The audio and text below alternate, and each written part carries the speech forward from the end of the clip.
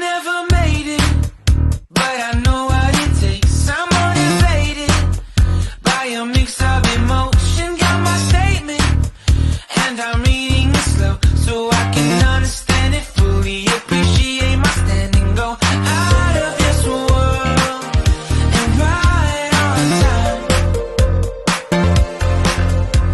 Oh, never in my life have I seen the sky light up like this. I'm far away from Earth and I wanna know if you exist. Mission control, do you read me? Send me my coordinates lately.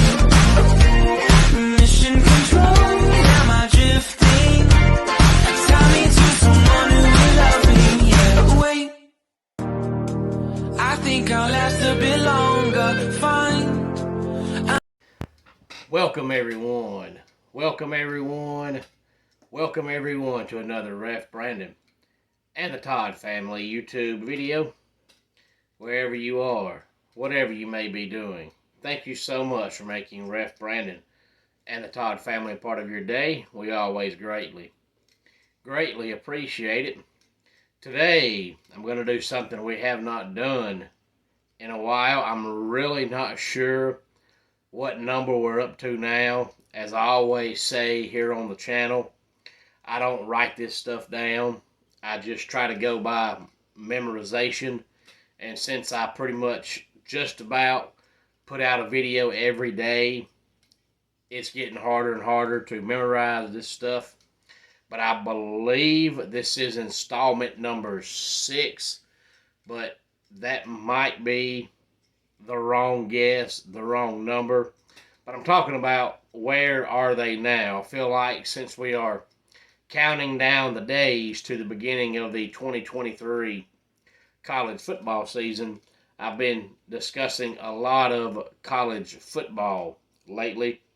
So I figured it's time to shift away from that for a couple of days and talk where are they now. Now, as I always say when I do one of these, I would love to get some ideas and suggestions on somebody that some of you would like to know where they are now, what happened to them.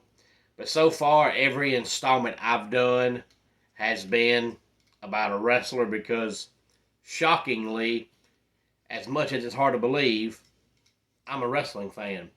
So far, every installment I've done has been about wrestling. But over time, the more and more I do these, I will eventually shift into a musician or a baseball player or a football player, or you never know with me. But so far, each one I've done has been about wrestling. And this one is no different. Today we're going to talk about a man who probably has had the most gimmicks in the history of wrestling. Now, I know when I started this, I believe it was late last year, early this year, one of the guys I featured on, I believe, either number 1 or number 2 was The Godfather. And I talked about how many different gimmicks Charles Wright had over the years, and he had a lot. But I'm not sure if he had as many as the guy I'm going to talk about today. As always, I'll tell you a backstory on the wrestler, and then I'll tell you who it is if you haven't figured it out by then. But I have a feeling after I name off about 3 of the gimmicks, you're going to figure out who I'm talking about without me having to tell you. He started wrestling in 1977. Now, this guy is originally from Tampa, Florida, and I believe he still lives just outside of the Tampa area, but he was born and raised in Tampa, Florida. Now, when he first broke into the business in 1977, he was billed as the brother of another wrestler, because the other wrestler is the guy that broke him into the business and helped him get his start. So they billed him as this guy's brother. So his first couple of gimmicks he pretty much had the same name as his brother because he was billed as his brother.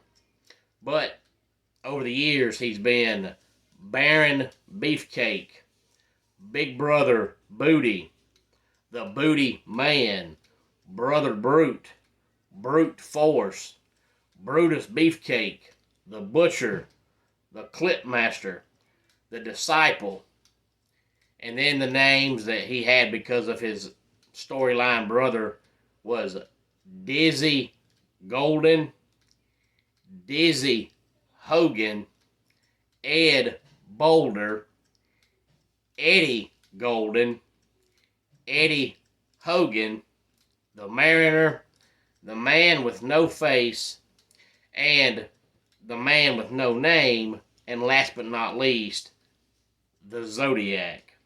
Now, as I said, he started wrestling in 1977, and he used the names Dizzy Golden, Dizzy Hogan, Ed Boulder, Eddie Golden, Eddie Hogan because he was supposed to be the brother of Hulk Hogan.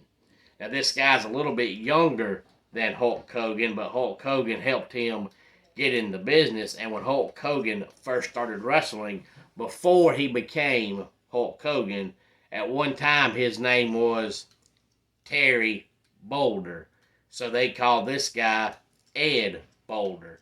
Then Hulk Hogan was Terry Golden. So this guy used the name of Eddie Golden. And then over time he become Dizzy Golden. And then when Hulk Hogan became Hulk Hogan, he became Dizzy Hogan and Eddie Hogan.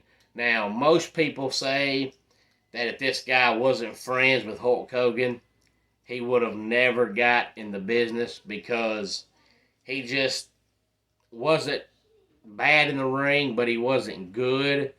But the thing is, if you go back and look at him back in the day when he first broke in, he wasn't tall. He wasn't muscular. He had nothing that stood out about him. He looked like a guy you would see walking down the street. But since he was such good friends with Hulk Hogan, and Hulk Hogan was a huge megastar, he broke into the business pretty easily. But his first big time break was when he was Brutus Beefcake. Now, Brutus Beefcake in 1984, in what was then the WWF, was a male stripper.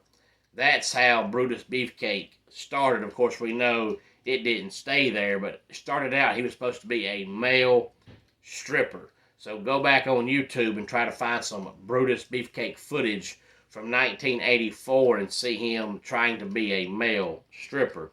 Now, if you don't know the backstory on this guy, he missed a year and a half, probably closer to 2 years altogether, because he had a horrific parasailing accident in July of 1990. Him and his friend were getting ready to go on a huge parasailing adventure, and he was helping his friend prepare for takeoff when the driver mistook a cue for takeoff and took off way too soon, and it caused his friend's knees to crush his entire face, his orbital bone, his skull, everything. He had to get his entire face restructured, had to get his jaw wired shut, and most people say he was lucky to have survived it. That happened, as I said, in July of 1990, a huge parasailing accident, and he was out for probably about 2 years. But there was a time during that he was coming out and interfering in matches by running around the ring, but he couldn't do anything because of his face. So he was all covered up, and they never identified who he was. It was just him wanting to still be involved, even though he was out hurt. But he held 9 titles throughout his career, including the WWF Tag Team Championship with Greg the Hammer Valentine. Now, I'm sure you figured out by now, but in case you have not, I'm talking about Edward Harrison Leslie, better known as Ed Leslie. He was born in April of 1957, so he is 66 years old. His last big-time match that happened on record was in 2010, but he is still involved in the business. He is currently, along with his wife, they are the co-commissioners of BRCW. And if you have not figured out what that stands for, even though I mentioned him being from Tampa, Florida, BRCW is Boca Raton Championship Wrestling. And if you're not sure about Boca Raton, the small college team called Florida Atlantic is actually located in Boca Raton, Florida. I'm not sure if there's any footage of the promotion yet, but I do know that I've seen interviews with Ed on YouTube, and he said him and his wife are the current commissioners of Boca Raton Championship Wrestling. So he is still involved in the business. But most people say if not for Hulk Hogan, he would have never made it, because he was just an average looking guy. And over the years, he developed into a decent wrestler, but he was never great. He just had 500 gimmicks throughout the years. But Brutus the Barber Beefcake is the one that everybody knows him by. But I liked when he was the disciple, because they wanted him to look different. So he actually went to the gym and got all muscled up and got a huge physique and grew out his facial hair and looked completely different. Nobody had any idea it was him until Hulk Hogan told people, hey, that's Ed, because he looked so much different. If you get on YouTube and type up The Disciple WCW and you find a picture of Ed Leslie, you never know it was the same guy that played Brutus the Barber Beefcake. Any thoughts on this week's Where Are They Now? Please feel free to let me know. We know I don't do this on a weekly basis.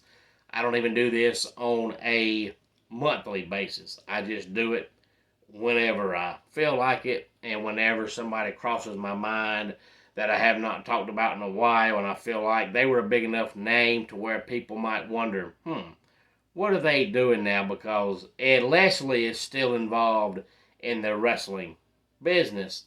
But if you follow along so far, all the ones I've done, most of the guys I've talked about, like The Godfather and Matt Hyson and Dennis Knight, they're no longer involved in the business. Once they retired and they got out.